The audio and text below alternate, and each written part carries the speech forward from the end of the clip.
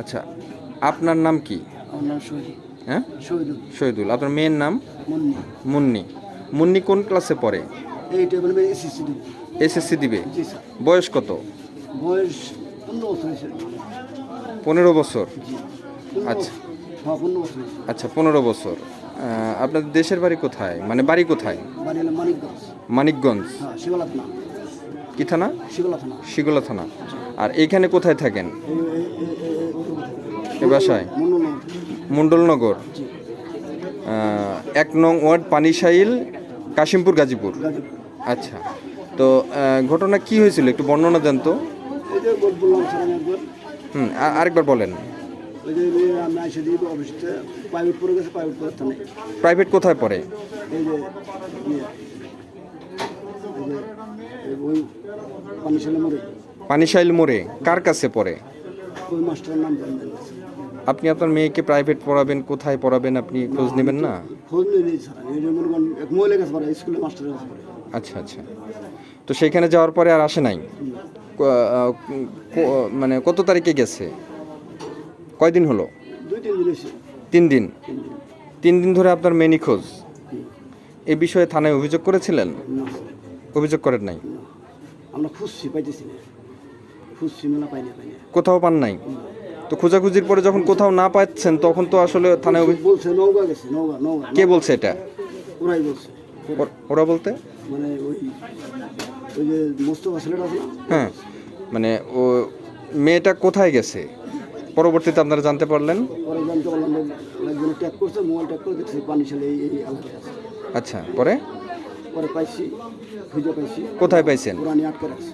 কোথায় পাইছেন? ও বাসায় পাইছি। কোন বাসায়? কার বাসায়? ওই বাসায়। ওইটা কার বাসা? মন্ডলের বাসা। মণ্ডলের বাসা। কার রুমে ছিল? মানে ওকে কে নিয়ে গেছে? মোস্তফা। মোস্তফা। মোস্তফার বাবার নাম কি? মোস্তফার বাবার নাম ছিলাম বলতাম না। মোস্তফার বয়স কত? 13 বছর। 13 বছর। 14 বছর। 14 বছর। 14 বছর। 13-14 বছর। তো মেয়েরও বয়স হয় নাই, ছেলেরও তো বয়স হয় না না। স্যার, বয়স আমি। এখন তারা কি এক রুমে ছিল? না। তাহলে তাদেরকে আলাদাভাবে রাখছিল? আলাদা বড় আছে। বিয়ে দিয়েছে? না বিয়ে স্যার নকল বিয়ে দিয়েছে। মানে কাগজপত্র করছে সব নকল ভুয়া। মানে বিয়ে তারা দাবি করতেছে আমরা বিয়ে দিয়েছি, জি। কিন্তু সেটা বিয়ে আপনারা মানছেন না। না। আপনার এখন কি কি পদক্ষেপ নেবেন আপনি? এমন পদক্ষেপ ওই যে মেয়ে দিব না। মেয়ে বিয়ে দিব না তো। মেয়ে বিয়ে দেওয়ার সব বয়স হয়েছে বলে আপনি বলেন। না, বয়স তো হয় নাই। পরে হয়েছে বলেন। আপনি যখন জানলেন যে আপনার মেয়ে এইখানে আছেন, সেটা কিভাবে জানলেন? জানলাম মনে করেন খুঁজতে পাইছি। খুঁজতে পাইছেন? ট্যাগ করছে কে? মোবাইল ট্যাগ করছে কে? মোবাইল ট্যাগ করতে কেউ বললো যে ওই পানি ছেলে মরে আছে। আবার কেউ বলে জেনে নিয়েছে। কেউ বলে মনে করি এই এলাকায় আছে। ঠিক আছে, এইভাবে মানে শুনলাম। আমি তো কর্ম করি স্যার, অন্য বাসায় আমি অফিস থাকি, মনে করেন আইসি রাত রাখতে হবে। আচ্ছা, মানে এইখানে যে মোস্তফার বাসা, মোস্তফার দেশের বাড়ি কোথায় জানেন? নওগাঁ।